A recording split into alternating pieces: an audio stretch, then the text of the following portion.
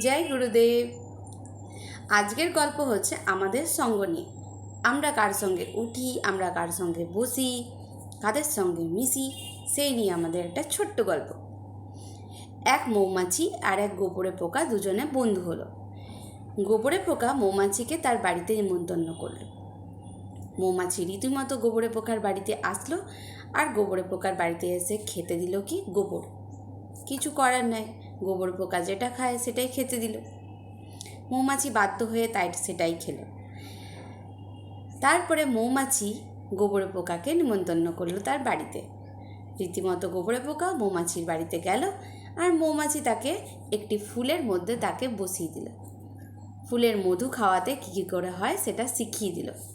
গোবরে পোকা বসে বসে ফুলের মধু খাচ্ছিল। সেই সময় এক পূজারি এসে সেই ফুলটা তুলে নিয়ে ভগবানের পায়ে দিয়ে দেয়। সাথে সাথে গোবরে পোকা ভগবানের পায়ে সমর্পিত হয়ে যায়। কিছুক্ষণ পর যখন পুজো পুরোপুরিভাবে সম্পূর্ণ হয়ে যায়, তখন পূজারী সমস্ত ফুলকে এক করে সাথে করে নিয়ে গিয়ে গঙ্গার জলে দিয়ে দেয়। গোবরে পোকা গঙ্গার জলে যখনই যায় তখন তার স্নান হয়ে যায় এবং সে ওখান থেকে উড়ে চলে যায়। তো এই গল্প থেকে আমরা এটা বুঝতে পারলাম যে আমরা যাদের সঙ্গে মিশি সেই সঙ্গ আমাকে উপরে ওঠাচ্ছে না নিচে নামাচ্ছে। আপনি একবার মিশে দেখবেন যে কিছু কিছু মানুষ আছে আপনাকে সবসময়তেই ঈর্ষাযুক্ত কথাবার্তা, নেগেটিভ কথা, নেগেটিভ চিন্তাধারার মধ্যে সবসময় রাখবেন। আর কিছু মানুষ আছে যার কাছে আপনি বসলেই শান্তি ফিল করেন, খুশি ফিল করেন, তার কথার মধ্যে এমন একটা অনুভব করেন, তার কোম্পানি, তার সাথ আপনাকে খুব ভালো দেখায়।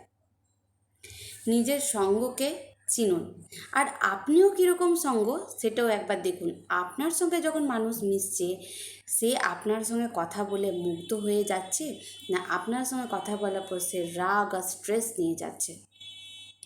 নিজেও সৎসঙ্গ হন, আর যার সঙ্গে মিশছেন সেটাও বুঝুন যে আপনার সৎসঙ্গ না অসৎসঙ্গ। কারণ সৎসঙ্গ আপনাকে সবসময় উপরে উঠাবে, আর অসৎসঙ্গ সবসময় আপনাকে নিচে নামাবে।